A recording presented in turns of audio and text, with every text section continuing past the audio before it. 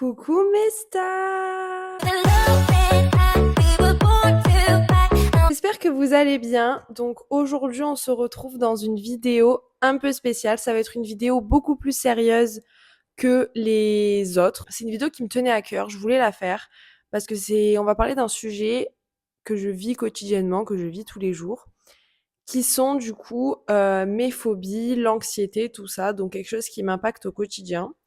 Et je tenais vraiment à vous faire cette vidéo parce que déjà, je voulais que ceux d'entre vous qui me regardent et qui vivent la même chose, je voulais que vous sachiez que vous n'êtes pas tout seul, même si je pense que vous le savez parce qu'on le répète tout le temps, tout le temps, tout le temps, mais réellement, vous n'êtes pas tout seul. Et j'en suis la preuve, c'est-à-dire que moi, je vis ça aussi. Et aussi, je voulais que pour ceux d'entre vous qui regardaient la vidéo, mais qui ne pour ceux qui ne comprennent pas, en fait, vraiment ce que c'est, qui ont des gens dans leur entourage qui vivent ça, mais qui ne comprennent pas ce que c'est. Et en fait, je voulais vraiment qu'en écoutant mon récit, vous compreniez vraiment ce qu'on vit, enfin, sans forcément le comprendre, mais juste qu'en fait, vous arriviez à mesurer, en fait, l'intensité du truc et la place que ça peut prendre. Parce que c'est vrai que c'est vachement handicapant au quotidien et qu'il y a plein de choses qu'on ne peut pas faire. Donc ça, on va en parler dans la vidéo. Mais voilà, c'était vraiment, je tenais à faire cette vidéo parce que c'est un sujet très important pour moi étant donné que je vis ça depuis toujours. Donc avant de commencer cette vidéo, il y a des trigger warnings que j'ai envie de vous dire au cas où si jamais. Donc on va parler hémétophobie, on va parler santé mentale, anxiété, TCA, tout ce qui peut découler de ça. Donc si jamais vous êtes sensible à ce genre de sujet, bah ne regardez pas la vidéo. Mais si ça va, bah écoutez, je vous invite à ce qu'on commence. Petit disclaimer, je voulais vraiment préciser que cette vidéo, c'est un retour d'expérience. C'est mon vécu, c'est le récit de mon vécu, de mon expérience, de mon histoire. Donc il n'y aura pas d'analyse psychologique parce que je ne suis pas encore allée voir un professionnel pour régler ce problème. J'y travaille. Là, je suis en pleine recherche, etc. Mais je ne suis pas encore allée voir, donc il n'y aura vraiment pas d'analyse psychologique. Donc c'est vraiment à prendre avec des pincettes. Ce que je vais vous raconter, c'est vraiment juste mon récit, comment je le vis et comment ça m'impacte. Bah, c'est vraiment juste un récit personnel. Donc commençons par l'hémétophobie. J'ai toujours vécu avec ça. J'ai 22 ans et j'ai toujours vécu avec ça, aussi loin que je me souvienne, j'ai toujours eu cette phobie. Donc si vous savez pas ce que c'est l'hémétophobie, c'est la peur de vomir, la peur du vomi, tout ça, bref. Quand j'étais petite, dès que je me sentais pas bien, c'était un drame, mais quand je vous dis que c'était dramatique, c'était dramatique. Et ça l'est toujours d'ailleurs. Parce qu'en fait, quand j'étais petite, je n'arrivais à rien gérer. C'est-à-dire que le moindre petit truc, ça me créait vraiment, enfin c'était vraiment un drame. Maintenant, en grandissant, j'arrive à un peu dissocier les degrés euh, de, de quand je me sens pas bien, il y a des degrés plus forts, des degrés moins élevés.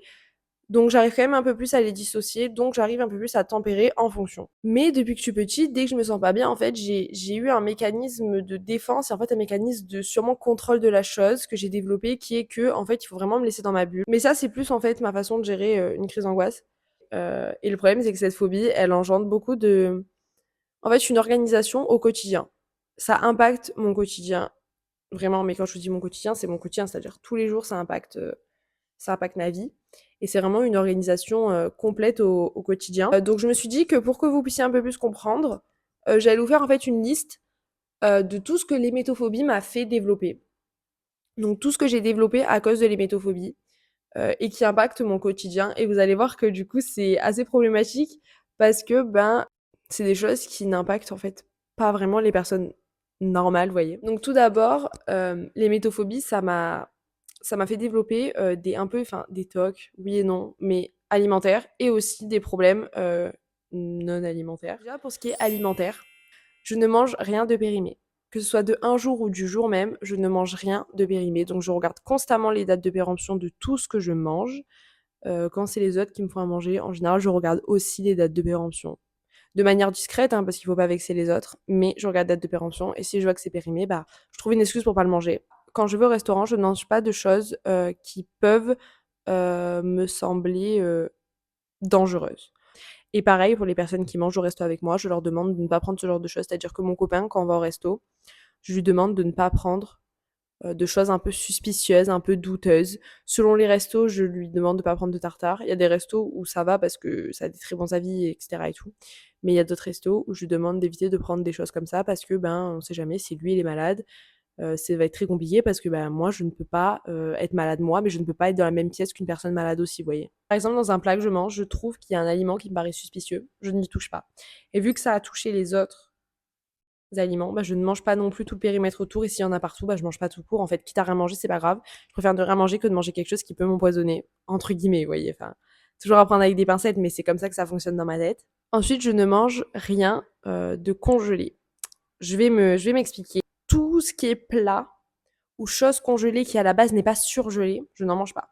À part du poulet, parce que le poulet, en fait, ma mère, elle a toujours congelé, du coup, je l'ai toujours mangé, j'ai jamais eu de problème, donc ça oui. Mais s'il est trop longtemps dans le congèle, non. Si ça fait genre trop longtemps qu'il est dans le congèle, je le mange pas. Mais par exemple, genre, si demain tu vas faire une ratatouille, qu'il y en a trop, et que tu vas la congeler, tu peux être sûr que je la mangerai pas. Je la mangerai pas si tu la décongèles un mois après ou 3 semaines après, enfin, non. Parce que pour moi, c'est dangereux, en fait, dans ma tête. Ensuite, je ne mange pas au soleil.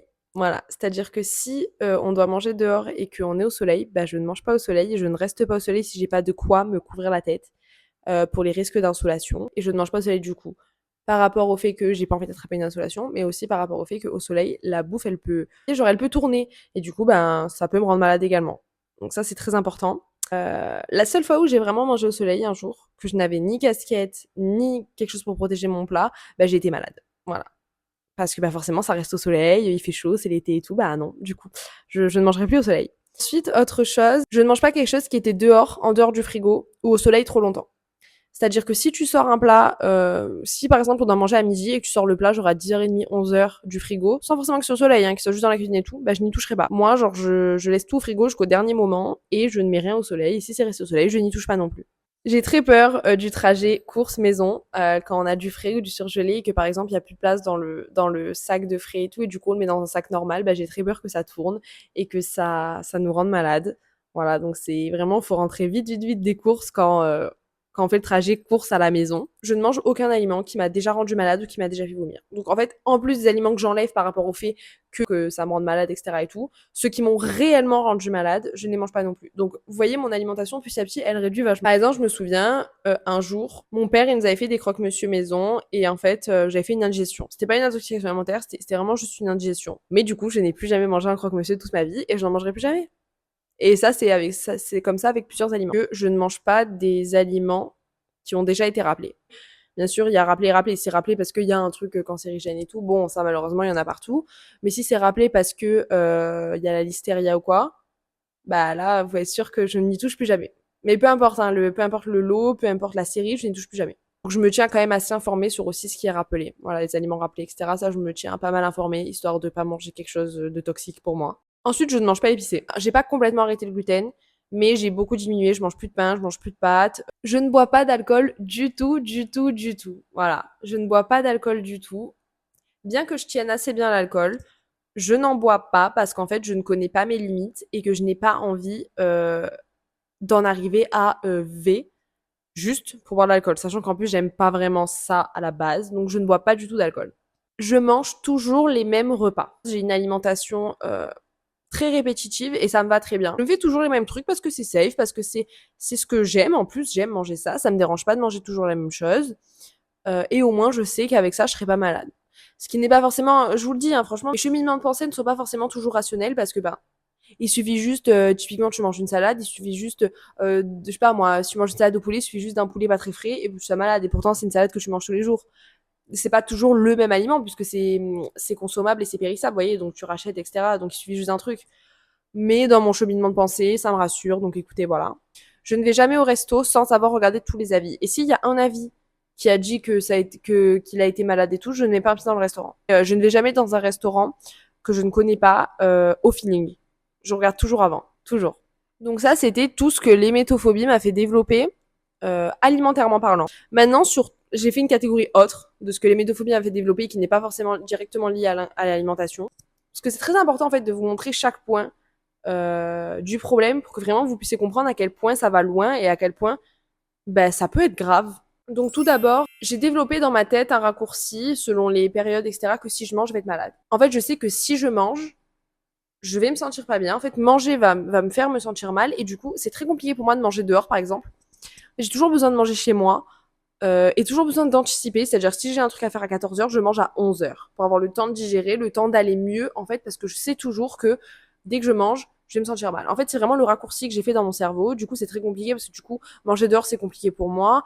Et aussi, il faut que je m'organise par rapport, en fait, à une heure où j'ai quelque chose à faire pour manger. Et si, par exemple, ça m'arrive aussi des fois que si, par exemple, j'ai un truc à faire entre 11h et 14h, bah, je ne mange pas, en fait, entre midi et 2, tout simplement parce que, bah, au pire, je mangerai en rentrant ou au pire, je mangerai le soir. Je ne peux plus faire de longs trajets en voiture. Voilà.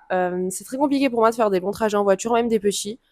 Parce qu'en fait, parce que quand même dans la voiture, t'es un peu coincé, vous voyez. Et j'ai toujours peur d'être malade et de pas me sentir bien. Parce que quand tu es pas bien dans la voiture, bah, tu veux faire quoi?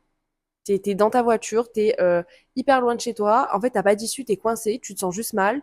Et du coup, ça, c'est vraiment quelque chose que je vais pas vivre. Donc, je ne pars pas en voyage en voiture, par exemple. Enfin, voilà. La dernière fois que je suis partie en voyage en voiture pour faire un très long trajet, c'était 18 heures de voiture. J'avais 14 ans peut-être, 13-14 ans. Et sur le retour, bah, j'ai été malade et au lieu de faire 18 heures de trajet, on a fait 24 heures de trajet à peu près. Parce que j'étais malade tout le trajet. Et bah, je peux vous dire que ça m'a bien traumatisée. Déjà qu'à la base, j'étais pas rassurée. Ça m'a bien traumatisée. Donc depuis, je n'ai plus jamais fait de longs trajets en voiture. Et ce que j'appelle long trajet en voiture, c'est à partir de 1h30. Et encore. 1h et demie, pour moi, ça commence à être un long trajet. Donc comment vous dire que je ne vais pas très loin dans ma vie, vous voyez. Et donc du coup, un peu dans le même truc, je ne peux plus faire quelconque trajet en voiture, même un petit, sans avoir peur d'être malade. C'est-à-dire quand même 30 minutes de route, j'aurai toujours cette peur en moi d'être malade et de pas me sentir bien et du coup d'être bloquée sans issue. Dès que je dois aller quelque part, je vérifie toujours au préalable s'il y a des toilettes autour. Au cas où, si jamais je me sens mal et que j'ai un problème, bah au moins je vérifie qu'il y ait des toilettes. Ensuite, quand je suis sur l'autoroute, je repère toutes les stations-service. Au cas où, si on doit s'arrêter. Bah voilà.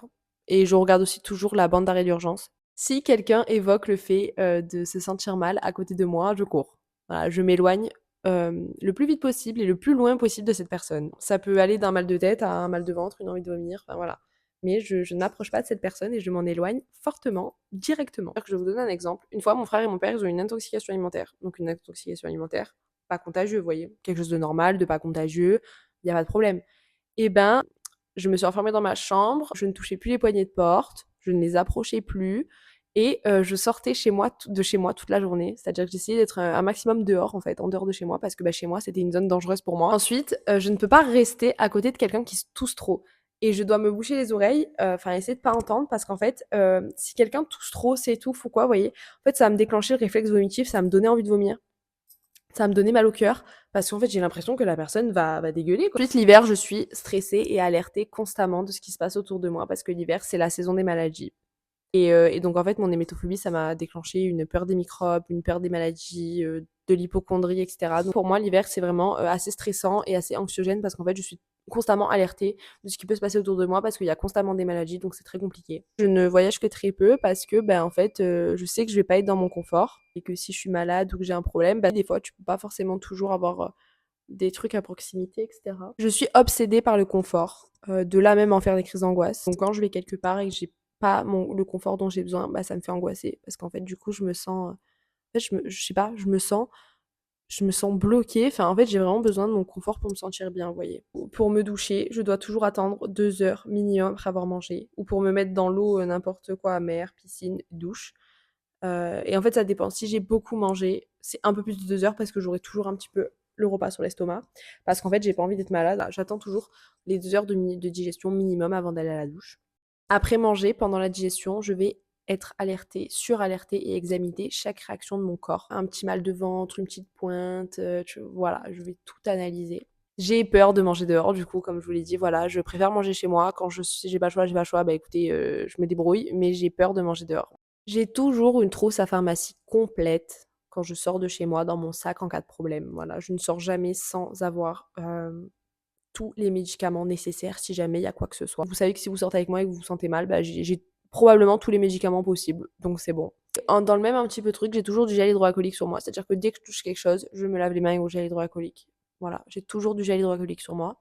À chaque fois que je rentre chez moi, j'enlève les chaussures et je dois toujours laver mon téléphone, désinfecter mon téléphone au Sanitol, vous savez là, le petit désinfectant Sanitol, et je me lave les mains avec du savon désinfectant. Faut que ce soit du savon désinfectant, donc soit Sanitol, soit Petit Marseille désinfectant. Je suis toujours informée sur les nouvelles maladies qui circulent. Alors je vous raconte pas l'angoisse quand le Covid est sorti. Je ne vous raconte même pas mon angoisse à ce moment-là. Cette période de ma vie a été tellement stressante et tellement angoissante, c'était une horreur. Je sors toujours avec de l'eau sur moi au cas où si j'ai besoin de prendre un médicament ou au cas où si par exemple quand j'ai faim, des fois ça m'arrive d'avoir mal au cœur et donc si j'ai mal au cœur, je bois beaucoup d'eau comme ça passe parce que ça me remplit un peu le ventre. Enfin voilà, j'ai toujours de l'eau sur moi, c'est vital. Je dois toujours désinfecter les toilettes après y être allée si je suis malade ou si j'ai une suspicion que quelqu'un est malade, etc. Enfin voilà, je désinfecte toujours, toujours, toujours les toilettes parce que bah il y a beaucoup de maladies qui se transmettent par les selles, donc toujours désinfecter les toilettes. Donc voilà, donc comme vous avez pu le remarquer, la liste est quand même assez longue, vraiment longue. Tellement que du coup, il y a 2 catégories. Mais voilà, c'est vraiment la liste des choses que j'ai développées par rapport à ça et du coup aussi un petit mélange d'anxiété parce que, bah, forcément tout est lié en réalité. C'est beaucoup de choses. C'est beaucoup du coup, vous avez vu, de choses qui impactent mon quotidien. L'hématophobie en fait, je ne sais pas d'où ça vient. Ça a toujours été là d'aussi loin que je me souvienne, comme je vous ai dit. Après, je vous avoue que j'ai pas de souvenir de quand j'étais petite, vous voyez? Donc c'est sûrement quelque chose qui s'est déclenché à ce moment-là, mais je n'en ai pas les souvenirs. Peut-être qu'avec une thérapie, ça m'aidera, mais je sais pas.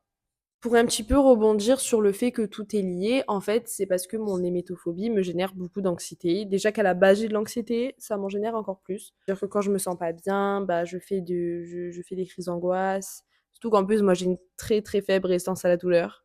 Donc même un petit mal de dos, un petit mal de ventre, ça peut me déclencher une crise d'angoisse pendant 4 heures d'affilée parce que j'ai j'ai très peu de résistance à la douleur et vu que je suis toujours alertée sur les réactions de mon corps, en fait, je pense que le fait d'être suralertée sur les réactions de mon corps, ça fait que je les ressens encore plus, vous voyez? Je sais pas si c'est logique, mais je pense que ça a un lien et en fait, vraiment, dès que je me sens mal, j'ai l'impression que je vais mourir, en fait. Je me vois déjà à l'hôpital, je me vois déjà, en fait, dans les pires scénarios possibles. Limite, je me vois déjà dans la tombe, vous voyez? Enfin, cata et du coup ça me ça me déclenche encore plus d'anxiété. En fait, le moindre petit truc avec moi devient un énorme truc. Donc vraiment l'hémétophobie, c'est quelque chose qui m'a toujours beaucoup handicapée, c'est quelque chose qui m'a toujours beaucoup fait souffrir en fait en réalité. C'est vrai que du coup, ben, c'est pas facile, mais tout est lié en réalité. En réalité, tout est lié, vous allez comprendre. Là, on va passer du coup à la partie anxiété. Comme l'hémétophobie, j'ai toujours été anxieuse. Aussi loin que je me souvienne, mais vraiment aussi loin que je me souvienne. Je me suis toujours connue anxieuse. À l'époque, quand j'étais petite, c'était par rapport à des plus petits trucs. Mais par exemple, un événement m'a toujours en fait causé de l'anxiété du moment où je la savais jusqu'au moment où ça se passait en fait. J'ai toujours été tout le temps dans le besoin de contrôle, dans le besoin de prévoir. J'avais lu quelque part une fois que ça pouvait être lié aussi par exemple à la grossesse, parce que moi je sais que ma mère elle a une grossesse compliquée et du coup elle a eu beaucoup d'anxiété pendant sa grossesse, donc peut-être que ça s'est transmis et que du coup bah c'est pour ça que j'ai toujours eu à la base des bases, même si à l'époque c'était un peu plus infime, j'ai toujours eu de l'anxiété. Je sais pas, peut-être j'en parlerai au psy et je verrai si ça peut être lié ou pas. Mais j'ai lu une fois que ça pouvait être lié, donc je me dis c'est possible, vous voyez, enfin ça paraît logique en fait. Mais de toute façon, dans tous les cas, ça s'est fortement aggravé avec le temps et aussi avec ma tête en fait, tout simplement. C'est moi qui ai aggravé mon problème et je le sais, mais voilà. D'ailleurs, ça je vous l'ai pas dit, mais une fois j'étais allée voir une psychologue et elle m'a clairement dit que j'avais un trouble anxieux généralisé. Donc quand je parle d'anxiété, c'est vraiment réel. Voilà, je me suis pas inventée, c'est vraiment réel. Comme je vous ai dit, depuis petite, j'ai toujours été anxieuse. Le futur m'a toujours causé beaucoup d'anxiété, tout comme le présent d'ailleurs, mais c'est vrai que à cause de mon anxiété, j'ai beaucoup plus tendance, quand j'étais petite aussi, je le faisais, je le fais toujours, à me projeter dans le futur plutôt que de vivre le présent. Et je vis aussi beaucoup dans le passé. En fait, à cause de mon anxiété, je vis dans le passé et dans le futur, mais je ne vis pas dans le présent. C'est-à-dire qu'en fait, dans le passé, c'est-à-dire que tous mes traumas et toutes les choses que j'ai vécues impactent du coup forcément mon anxiété et mon présent. Et je vis dans le futur parce qu'en fait, je suis toujours obligée de tout prévoir et de tout penser à après, mais je pense jamais à maintenant. Et ça, c'est compliqué aussi. Parce qu'en fait, ça fait que je vis pas vraiment les choses, en fait. Je ne vis pas dans le présent. Donc du coup, je ne profite peut-être pas assez des choses que je vis, vous voyez.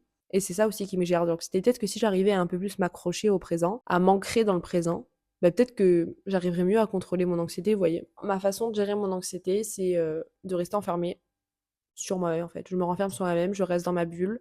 C'est comme ça que j'ai toujours géré mon anxiété. Et des fois, en fait, c'est vraiment pas la bonne façon de faire parce qu'en fait, le fait de trop rester dans ma bulle, ça fait que je me concentre encore plus sur les réactions que mon corps a, sur mes pensées négatives.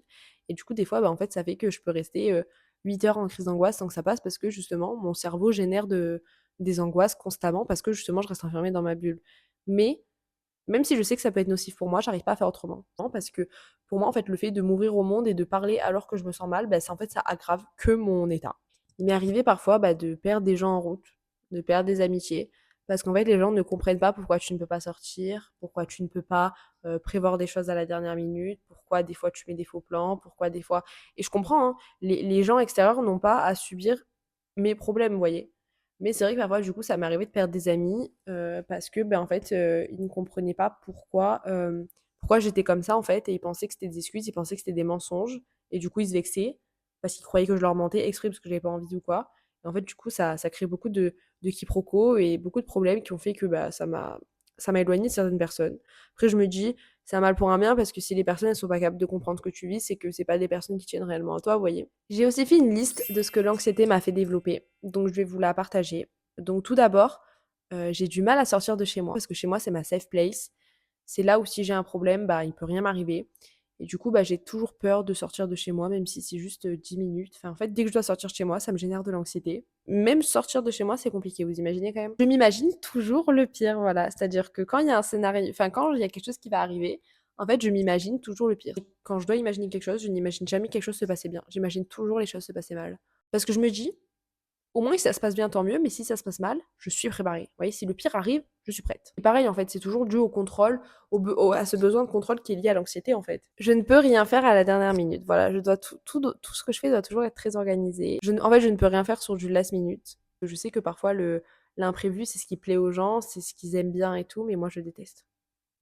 Je déteste, c'est ma pire angoisse. L'imprévu, no way. Je dois toujours être organisée sur les trucs que je fais, mais pas trop à l'avance non plus. Et c'est là le paradoxe énorme en fait, c'est que j'ai toujours besoin d'être organisée et de savoir les choses à l'avance, mais pas trop à l'avance non plus, parce que plus je sais les choses à l'avance, plus ça va me causer de l'anxiété. Vous voyez. Donc c'est un peu un paradoxe, c'est-à-dire que je dois toujours savoir les choses à l'avance pour m'y préparer, mais pas trop à l'avance, sinon je sais que en fait plus je sais les choses à l'avance, plus en fait ça va me causer de l'anxiété sur du long terme en fait. Donc bon, il y a toujours une chance avec moi que quand on prévoit un truc, j'annule à la dernière minute. Parce qu'en fait, la mois d'avant, qu'il y a eu un élan de sociabilité et un élan de confiance a prévu quelque chose, bah, si la moi très anxieuse de maintenant ne peut pas, bah, je peux pas. Malheureusement, des fois, la moi très confiante du passé, bah, elle fait passer la moi anxieuse du présent voilà, pour une grosse méchante, parce que bah, je peux pas faire autrement, c'est plus fort que moi. Voilà, il y a des choses que je ne suis pas capable de faire. Je croyais pouvoir en être capable à ce moment-là, mais que finalement, plus tard, elles m'ont arrivé, je suis pas capable. Ça, je sais que c'est vraiment un très gros problème, et ça, honnêtement, je vous avoue, c'est toujours très compliqué pour moi parce qu'en fait, je sais qu'à ce moment-là, tu peux perdre des amis aussi, en fait, tu peux perdre des relations parce que bah, les gens ne comprennent pas, et je comprends parce que c'est un manque de respect énorme, et je le sais que c'est un manque de respect, donc quand je le fais vraiment, je m'excuse, mais vraiment sur 3 mois après, même encore. Mais c'est vrai que je sais que c'est un manque de respect énorme, et je sais que c'est pas normal de faire des trucs comme ça. Mais quand je vous dis que je ne peux pas, c'est que physiquement, mentalement, je ne peux pas. Genre vraiment, c'est pas possible pour moi. Et ça, vraiment, je déteste ce trait de caractère parce que, de toute façon, je déteste tout ce que je vous dis dans cette vidéo, je déteste. Hein, ça gâche ma vie au quotidien. Et ça depuis des années. Et du coup, c'est très béni parce qu'il y a des choses, à chaque fois, j'ai hâte, mais en même temps, ça me cause de l'anxiété. Et en fait, des fois, le fait de devoir les annuler, bah, ça me fait vraiment chier, vous voyez. Genre vraiment, plus profond de moi, ça m'embête. Mais bah, j'ai pas le choix. Je me sens tellement mal par rapport aux autres à chaque fois que je fais ça. Je le fais rarement parce que j'essaie de plus en plus de prendre sur moi en grandissant pour évoluer. Ça m'arrive même parfois quand vraiment j'ai mon anxiété qui est poussée d'avoir même peur d'aller à la fac ou d'avoir même peur d'aller en bas de chez moi. Vous voyez? À ce point. Vraiment à ce point en fait. D'avoir même peur de descendre des escaliers pour aller en bas de chez toi. De pas pouvoir passer en fait le pas de la porte. Et donc du coup, pareil, en fait, chaque sortie en dehors de chez moi est une épreuve à surmonter. Parfois plus dure, parfois moins dure, mais ça reste une épreuve à surmonter. Et dans le même délire, du coup, chaque chose du quotidien est une épreuve à surmonter. Voilà, même faire les courses, c'est compliqué pour moi. Même aller faire les courses, c'est compliqué pour moi. Même aller acheter du pain, c'est compliqué pour moi. Donc voilà, chaque chose du quotidien est en fait une épreuve. Si j'essaie de surmonter mes peurs, c'est-à-dire partir en voyage ou faire un long trajet en voiture et tout, je dois toujours avoir quand même un minimum de confort et toujours avoir une personne de confiance avec moi. Donc il faut toujours qu'il y en ait une d'elles avec moi. Sinon, je le fais pas. Je ne pourrais pas, par exemple, là, je ne pourrais pas partir en voyage avec quelqu'un s'il n'y a pas une de ces personnes aussi. J'ai toujours besoin, en cas de crise d'angoisse ou en cas d'anxiété ou quoi, d'avoir un confort chaud devant moi pour me rassurer. J'ai vraiment besoin d'avoir tout le temps ça en fait en cas de crise d'angoisse parce que c'est la seule chose qui m'aide en fait dans ma tête. Ça m'aide pas vraiment parce que dans tous les cas, je fais une crise d'angoisse parce que j'ai mal au ventre. Regarder ma série et jouer à mon jeu, ça va pas me donner moins mal au ventre. Mais pourtant, ça me rassure. Donc, d'un certain côté, ça m'aide, même si c'est pas très logique, c'est pas très rationnel, bah, c'est le raccourci qui se fait dans ma tête. Je ne regarde pas les infos, mais en même temps, je me tiens quand même informée de ce qui se passe dans le monde. En fait, c'est tellement anxiogène et c'est tellement paradoxal. Mais je déteste regarder les infos parce que ça me crée de l'anxiété. Mais le fait de ne pas savoir, ça me crée de l'anxiété aussi, donc je suis obligée de regarder. Mais c'est un cercle vicieux. Mais c'est tellement anxiogène et tellement paradoxal. Genre vraiment, c'est une dinguerie. Mais en vrai, quand on y pense dans ma personne et dans ma personnalité, il y a beaucoup de paradoxes. Mais c'est en fait, c'est dû à ça, quoi, c'est dû à mon anxiété, quoi. L'anxiété, c'est très paradoxal et c'est pas forcément logique. J'ai un besoin constant et vital de toujours tout contrôler dans ma vie. Et donc, en même temps aussi, je suis très routinière parce que ma routine, elle est très contrôlée, c'est toujours la même chose. Et j'adore la routine parce que justement, c'est toujours la même chose et qu'il n'y a pas de danger dans ma routine, vous voyez. Et du coup, forcément, je déteste le changement par-dessus tout. L'anxiété me fait détester les obligations parce que bah, forcément, du coup, je ne peux pas annuler. Mais en même temps, j'ai besoin d'obligations parce que sinon, je ne fais rien. En fait, c'est très paradoxal parce que je déteste les obligations parce que ça me fait me sentir en fait coincée. Ça me fait me sentir totalement bloquée. Mais en même temps, j'en ai besoin parce que sans ça, je ne ferais rien. Si je n'ai pas d'obligation, en fait, je resterai toujours dans ma zone de confort et je ne ferai jamais rien. Les obligations me poussent à faire des choses. Mais en même temps, je les déteste parce que du coup, je me sens bloquée. Comme je vous ai dit, toujours la même chose, le paradoxe. Voilà, le paradoxe typique de l'anxiété. Voilà. J'ai très peur de l'inconnu, voilà. Aussi, je regarde toujours les mêmes séries en boucle et je m'endors toujours avec une série. Au moins, j'overthink pas et je me concentre sur ça et voilà. Donc, ça doit toujours être une sitcom, quelque chose de comique pour justement, toujours dans le même délire, me rassurer et faire en sorte que je m'endorme sans stress ou du moins avec moins de stress. Et dans le même délire, je regarde toujours un truc en mangeant. Et pareil, je me douche toujours avec une série. En fait, c'est pareil que pour le coucher et pour le repas, la douche, c'est un moment où tu es seul face à toi-même. Et du coup, tu penses qu'il n'y a rien d'autre à faire. Donc, je regarde toujours une série en mangeant, en dormant et en me douchant. Voilà. Et donc, pour couronner le tout, comme si mon hépatophobie, mon anxiété n'était pas assez, il a fallu que j'ai de l'endométriose. Voilà, ce qui n'a pas forcément aidé. Parce que du coup, en fait, l'endométriose, ça a fortement aggravé mon anxiété. Parce qu'en plus, du coup, des problèmes que j'avais déjà, j'ai des nouvelles douleurs qui sont arrivées, plus fortes, qui sont quotidiennes, j'ai des problèmes de digestion, en fait, tout ça. Et en fait, ça fait que du coup, c'est encore plus compliqué pour moi le moment de manger. Parce que, bah voilà, et en fait, ça aggrave en fait tout le reste. Ça aggrave que j'ai peur de sortir de chez moi, ça aggrave tout en fait. Ça fait que typiquement, quand je dois partir en voyage, je privilégie toujours le train à la voiture, toujours l'avion, parce qu'en fait, je sais que là, il y a des toilettes et que je peux y aller n'importe quand, vous voyez.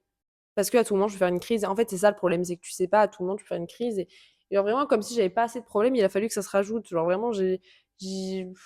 Quand je vous dis que j'ai pas de chance, c'est pas une blague, hein. Et en fait, au fur et à mesure, ça n'a fait que s'aggraver de jour en jour. Et en fait, bah, maintenant, c'est devenu vraiment un point de non-retour. Et c'est devenu vraiment une cause aussi majeure de mon anxiété, vous voyez. En fait, je me dis, qu'est-ce que j'ai fait en fait pour vivre comme ça, vivre de la sorte. Des fois, je me pose la question. Et c'est aussi pour ça que vraiment, ma mère, c'est mon plus grand modèle et pour moi, c'est la femme la plus forte que je connaisse et la personne la plus forte que je connaisse. Parce que ma mère, elle a beaucoup de problèmes, que ce soit des problèmes de santé mentale ou des problèmes de santé physique. En fait, je me dis, mais comment elle arrive à subir tout ça, genre? Et c'est pour ça que je me dis, mais elle est tellement forte et c'est tellement mon exemple. Parce qu'en fait, bah, pour moi, c'est vraiment la personne la plus forte que je connaisse. Enfin, elle est trop forte. Et du coup, bah, c'est mon modèle parce que je me dis, si elle, elle y arrive, bah, peut-être que moi aussi j'y arriverai un jour, vous voyez. Et vraiment, enfin, elle est tellement, mais elle est 1000 fois plus forte que moi. Mais elle a 30 ans de plus que moi. Donc je me dis, peut-être que dans 30 ans, j'arriverai à avoir sa force, vous voyez. Même si, bon, malheureusement, c'est triste de dire ça. Et c'est triste de vivre comme ça et de se dire, bah, j'espère dans 30 ans pouvoir mieux survivre. Mais en vrai, c'est ça. Et c'est ça le problème d'avoir ce genre de problème. Malheureusement, bah, en fait, tu survis plus que ce que tu ne vis. Mais c'est pour ça que là, j'essaie de faire en sorte d'aller mieux. Je vais voir une nutritionniste pour mes problèmes de digestion. Je vais aller voir une psychologue pour mes problèmes de santé mentale et je vais essayer d'aller mieux parce que honnêtement, j'y arrive de moins en moins. C'est de plus en plus insupportable pour moi de vivre comme ça. Donc j'ai vraiment envie de passer le cap, d'aller voir quelqu'un et de me faire aider parce que je sais que j'en ai besoin, mais j'ai jamais eu le courage de le faire. Et là, j'ai vraiment envie de le faire. Donc je suis en train de me renseigner. Le fait est que ma vie est beaucoup impactée, de différentes manières par tout ça. En fait, j'ai pas l'impression d'avoir une vie normale parce que je n'ai pas une vie normale et en fait, je n'ai pas l'impression de vivre, j'ai plus l'impression de survivre et ça a toujours été compliqué, que ce soit en tant qu'ado ou en tant qu'adulte ou même en tant qu'enfant et puis même en tant qu'adulte, pendant que beaucoup de personnes font des voyages, m'invitent à faire des trucs et tout, bah, en fait, la plupart du temps, je suis obligée de refuser parce que c'est plus fort que moi et que je ne suis pas encore capable de le faire. J'espère l'être un jour, mais je n'en suis pas encore capable. Et donc en fait, ça fait que je loupe beaucoup de choses en fait en tant qu'enfant, en tant qu'ado, en tant qu'adulte. J'ai toujours loupé beaucoup de choses. Et je trouve ça dommage parce que j'ai 22 ans, je ne vis pas normalement et du coup, vu que je ne vis pas normalement, je ne vis pas tout ce que les gens de mon âge vivent et je ne profite pas autant que tous les gens de mon âge. Et donc en fait, vraiment, ça montre que toutes ces problématiques et toutes ces thématiques, en fait, me pourrissent la vie et c'est vraiment un enfer à vivre et ça montre à quel point, en fait, ça impacte mon quotidien et ça impacte ma vie. Ces derniers temps aussi, j'essaie de travailler sur moi déjà seule pour essayer en fait de prendre sur moi de plus en plus et de surmonter de plus en plus certaines peurs. Des fois j'y arrive, des fois j'arrive pas, c'est comme ça, c'est la vie. Mais j'essaie petit à petit d'avancer et petit à petit d'y arriver. Donc voilà, de prendre sur moi. Je prends beaucoup sur moi ces derniers temps. Enfin voilà, j'essaie en fait vraiment j'essaie en fait de contrer mon cerveau, vous voyez. Et ça me rend fière de moi parce que en fait, quand j'essaie de surmonter ça et de prendre sur moi, j'arrive à faire des choses et ça me rend fière de moi. C'est des choses qu'en fait n'importe quelle personne font automatiquement et naturellement dans leur vie sans que ça leur pose problème. Mais moi, c'est des choses qui me posent problème. Et donc du coup, ça me rend très fière. Et en fait, en même temps, ça me frustre parce qu'en fait, je suis frustrée d'être fière d'avoir fait un truc nul. En fait, je suis frustrée d'être fière d'être allée faire les courses. Alors que c'est censé être normal. Mais c'est juste que pour moi, c'est compliqué. Donc en même temps, ça me rend fière parce que je l'ai fait. Mais en même temps, ça me frustre parce que je suis pas censée être fière de l'avoir fait, censé être normal. Sauf que c'est pas la normalité pour moi. Ça me frustre parce que je me dis, en fait, je loupe tellement de choses et je m'empêche de faire tellement de choses. Mais en même temps, c'est juste pas possible pour moi de le faire. Et du coup, en fait, c'est que de la frustration. En fait, c'est de l'énervement contre soi-même, de la frustration contre soi-même, de la tristesse contre soi-même aussi, de la déception. C'est beaucoup d'émotions en même temps. En fait, je me déteste dans le sens où je suis ma pire ennemie et je suis la personne qui me pourrit la vie au quotidien. J'ai réellement envie d'avancer, j'ai réellement envie d'évoluer, j'ai réellement envie de progresser, d'aller mieux. Et je vais faire tout ce qui est en mon pouvoir pour y arriver parce que c'est plus possible. Et même pour les personnes qui vont avec moi au quotidien, c'est compliqué. Même pour mon copain, c'est compliqué parce que même si il est tellement, mais quand je dis que j'ai tellement de chance de l'avoir, c'est pas une blague. J'ai tellement de chance de l'avoir parce qu'il est tellement compréhensif, il est tellement... Genre, c'est le premier à me féliciter pour la moindre petite chose que je vais faire, mais qui sait que ça m'a causé l'anxiété, c'est le premier qui va me féliciter, alors que c'est random normalement, mais il sait très bien que pour moi, ça l'est pas. Donc c'est le premier qui va me féliciter, c'est le premier qui va me dire que c'est pas grave si j'arrive pas à faire un truc, et même si c'est un truc qui lui tient à cœur, il va me dire que c'est pas grave, qu'il aimerait bien, mais que c'est pas grave, et je sais qu'au fond, il va être tellement déçu si je dis non, donc la plupart du temps, je dis oui, et je prends sur moi.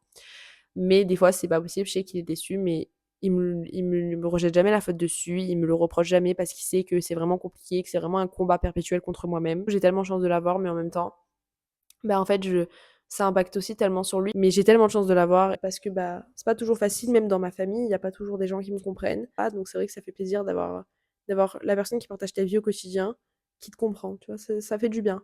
Et donc petit à petit, j'arrive à faire des efforts. Petit à petit, j'arrive à faire un petit peu des plus longs trajets en voiture, par exemple. J'arrive à manger des choses petit à petit qui étaient du coup trigger pour moi, avec un mauvais souvenir. Des fois, j'arrive à surmonter ça et à manger certains aliments qui pour moi étaient dangereux.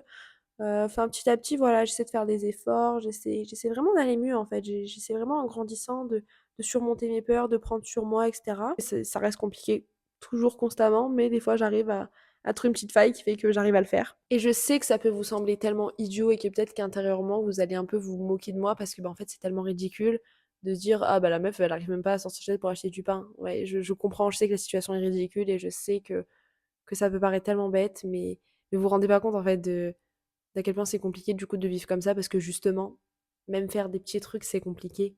Donc vous imaginez des gros trucs et du coup vous imaginez le nombre de petits trucs au quotidien qui est compliqué. C'est En fait c'est constant, ça s'arrête jamais. Ça s'arrête jamais. Je suis mon pire ennemi. Je suis la personne au monde, je pense, qui me veut le plus de mal et en même temps c'est qui me veut le plus de bien. C'est bizarre à dire, hein. C'est bizarre, mais c'est la réalité en fait. Mais voilà, j'espère que cette vidéo vous aura aidé parce que c'est vraiment le but. Le but, ce n'est pas de faire une vidéo pour me plaindre, ce n'est pas de faire une vidéo pour avoir des conseils psychologiques, ce n'était pas du tout ça parce que pour ça, comme je vous dis, je vais entamer une thérapie, ce qui est beaucoup mieux que de demander sur internet. Le but c'était vraiment de faire cette vidéo pour que les personnes qui ne vivent pas ça comprennent et il faut que les personnes qui vivent ça se sentent comprises. Donc j'espère que cette vidéo vous aura aidé. Peu importe de quel côté vous trouvez, si vous trouvez du côté des personnes qui vivent ça ou du côté des personnes qui ne vivent pas ça. J'espère que cette vidéo vous aura aidé, j'espère que cette vidéo vous aura fait comprendre certaines choses et vous aura fait du bien. Je pense que c'était une vidéo importante à faire et on ne peut pas faire que des vidéos cool, on ne peut pas faire que des vidéos sympas. Il faut aussi parler de sujets importants et moi j'ai toujours été très ouverte sur ça, j'ai toujours levé la parole sur ça parce que c'est très important, il faut en parler, il faut faire comprendre aux gens le problème. Donc voilà, je suis très fière de moi d'avoir fait cette vidéo et je suis très contente de l'avoir faite parce que elle était très importante pour moi, ça me tenait vachement à cœur. Donc j'espère qu'elle vous aura plu. Je vous remercie de m'avoir écouté. Si jamais vous avez besoin de parler en commentaire, n'hésitez pas de raconter votre expérience en commentaire ou juste de dire moi aussi je suis comme ça pour qu'on soit encore plus dans le groupe et qu'on se sente encore moins seul. N'hésitez pas. Donc voilà, abonnez-vous, likez, commentez, partagez la vidéo, c'est très important, ça m'aiderait beaucoup et je pense que ce serait bien que la vidéo soit vue au maximum, donc n'hésitez pas. Ah oui, et d'ailleurs, là, cet été, je vais essayer d'instaurer un rythme de 2 vidéos par mois. Donc voilà, une vidéo toutes les 2 semaines. J'espère pouvoir m'y tenir. Donc voilà, n'hésitez pas à vous abonner. Donc voilà, j'espère que cette vidéo vous a plu. Je vous fais plein de bisous et je vous dis du coup à dans 2 semaines. Mouah, bisous!